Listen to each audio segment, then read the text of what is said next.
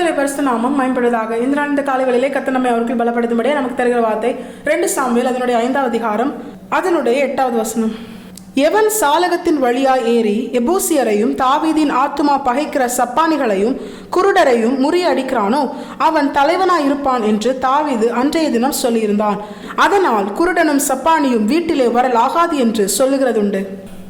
கர்த்தருடைய பரிசுத்த நாமம் மகிமைப்படுவதாக. இந்த வசனத்தை கொண்டுதான் தேவன் தேவஜனங்களாகி நம்மை இன்று அவருக்குள் பலப்படுத்துகிறார். இந்த வசனம் ஒரு பிரதானமான சத்தியத்தை தேவஜனங்களாகி நமக்கு காண்பித்தந்து நாமும் நம்முடைய வாழ்க்கையில இப்படி செயல்பட வேண்டும் என்று கர்த்தர் எதிர்பார்க்கிற அந்த அனுபவத்தை நமக்கு காண்பிக்கிறது. அதுதான் இந்த சம்பவம். நமக்கு தெரியும், தாவீது சீயோன் கோட்டையை பிடிக்கும் பொழுது எபூசியரும் சப்பானிகளும் குருடரும் அவனுக்கு தடையாக அவனோடு கூட யுத்தம் பண்ணும்படியாய் வருகிறதை நாம் பார்க்கிறோம். தாவீதை அலட்சியம் பண்ணும்படியாய் சப்பானிகளும் குருடருமே அவனை தடை செய்வார்களே என்று எபூசியரும் மற்ற ஜனங்களும் சொல்வதை இதற்கு முன்பதாக உள்ள வசனங்கள் நமக்கு காண்பிக்கிறது. எபூசியன் என்கிற சத்துருக்களையும் சப்பானிகள் குருடர்கள் என்கிற குறைவுள்ள காரியத்தையும் இந்த வசனம் நமக்கு காண்பிக்கிறது. இதை சொல்லும் பொழுது தாவீது வெறுக்கிற சப்பானிகள் குருடர் என்று இந்த வசனம் தெரிவிக்கிறது. புரிகிற மாதிரி இந்த வசனத்துல கர்த்தர் இன்று நமக்கு காண்பித்திருக்கிற பிரதானமான ஆவிக்குரிய சத்தியம்தான், சத்துருக்களையும் குறைகளையும் நாம் மேற்கொள்ள வேண்டுமானால் நம்முடைய இருதயம் அதை அறிந்து அதை வெறுத்து அதிலிருந்து மனம் திரும்பி அதிலே உறுதியாயிருந்து அது நம்மை அணுகாதபடிக்கு நாம் அதை ஜெயிக்க வேண்டும். இன்னும் புரிகிற மாதிரி சிம்பிளா சொல்லணும்னா, சத்ருவால் ஏற்படுத்தப்படுகிற போராட்டங்கள், பிரச்சனைகள், தேவைகள், இல்லாமைகள், நெருக்கங்கள், சத்ருவால் பயன்படுத்தப்படுகிற மனிதர்கள், சூழ்நிலைகள், இதனால் வருகிற போராட்டங்கள், அது மாத்திரமல்ல இங்கே சப்பானிகள் குருடர்கள் என்கிற காரியத்தை கர்த்தர் நமக்கு ஆவிக்குரிய அர்த்தமாய் காண்பிக்கிறதான் நமக்குள்ளே ஏற்படுகிற குறைகள். அது கண்களின் இச்சையோ, ஜீவனத்தின் பெருமையோ, மாம்ச இச்சையோ, ஏதோ ஒரு காரியம், ஆவி ஆத்மா சரீரம், ஆவிக்குரிய வாழ்க்கை, பூமிக்குரிய வாழ்க்கை, ஊழிய வாழ்க்கையில நமக்குள்ளே ஏற்படுகிற சில குறைகள், கர்த்தர் விரும்பாத காரியங்கள், இவைகளை நாம் மேற்கொள்ள வேண்டுமே ஆனால், இவைகள் நம்மை சேதப்படுத்தக்கூடாதே ஆனால், இவைகள் நம்முடைய தேவன் நம்மை மீட்டுக் கொள்வதை தடை செய்கிறது.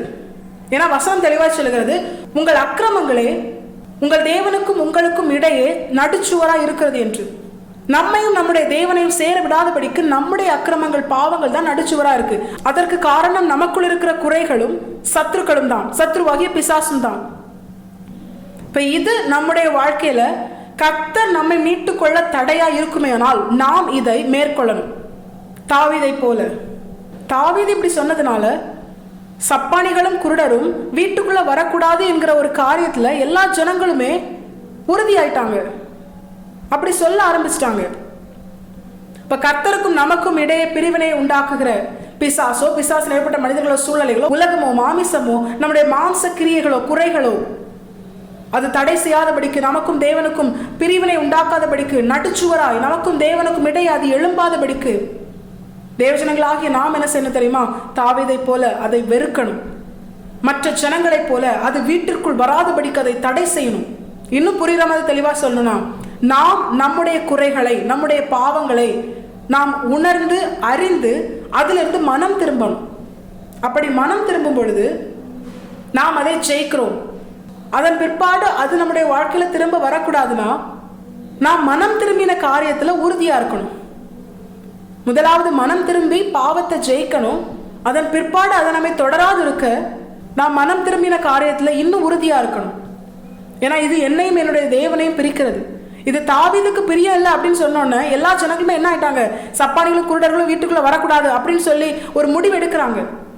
இதே போல தேவஜனங்களாகிய நாம் ஒவ்வொருவரும் என் கர்த்தரை விட்டு என்னை பிரிக்கிற எந்த ஒரு காரியம் எனக்கு வேண்டாம்.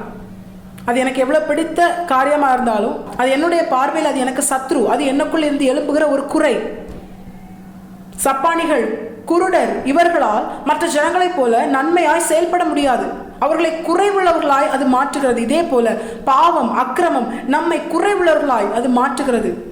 இப்போ இப்படிப்பட்ட குறை நமக்குள் இருக்கக்கூடாதுன்னா, கர்த்தருக்காக நாம் எழுப்பி பிரகாசிக்கணும்னா, நாம் கர்த்தரோடு இணைந்து வாழ்ந்து கர்த்தர் நம்மை ஆளுகை செய்து நாம் கர்த்தருடையவர்களாய் அறியப்பட்டு கர்த்தர் நம்மை பாதுகாக்க வேண்டுமானால் தேவஜனங்களாகி நாம் சத்ருவையும், சத்ருவாகிய பிசாசையும், பிசாசில் ஏற்பட்ட மனிதர்கள், சூழ்நிலைகள், இப்படிப்பட்ட காரியங்கள், உலக மாமிசம், நமக்குள் இருந்து ஏற்படுகிற சுய இச்சைகள், நம்முடைய சொந்த விருப்பங்கள், மாம்சக்கிரியைகள், ஜீவனத்தின் பெருமை, இவைகளை நாம் அடையாளம் கண்டு அதை நாம் வெறுத்து நாம் மனம் திரும்பி கர்த்தருக்கு பிரியமாய் வாழ நாம் நம்மை அர்ப்பணிக்கும் பொழுது நாம் சத்துருக்களை ஜெயிப்போம், குறைகளை ஜெயிப்போம். அது மாத்திரமல்ல, நம்முடைய வாழ்க்கையில ஆண்டவராகிய இயேசு கிறிஸ்துவின் ஜெயத்திற்கு உட்பட்டவர்களாய் நித்திய காலமாய் கர்த்தரோடு கூட நித்திய ஜீவனை சுதந்திரிக்க ஜெயம் கொண்டவர்களாய் நித்திய ஜீவனுக்குள் பிரவேசிக்கும் வரைக்கும் எல்லா காரியத்திலும் ஜெயம் கொள்ள நாம் மனம் திரும்பின காரியத்தில் உறுதியாய் இருப்போம்.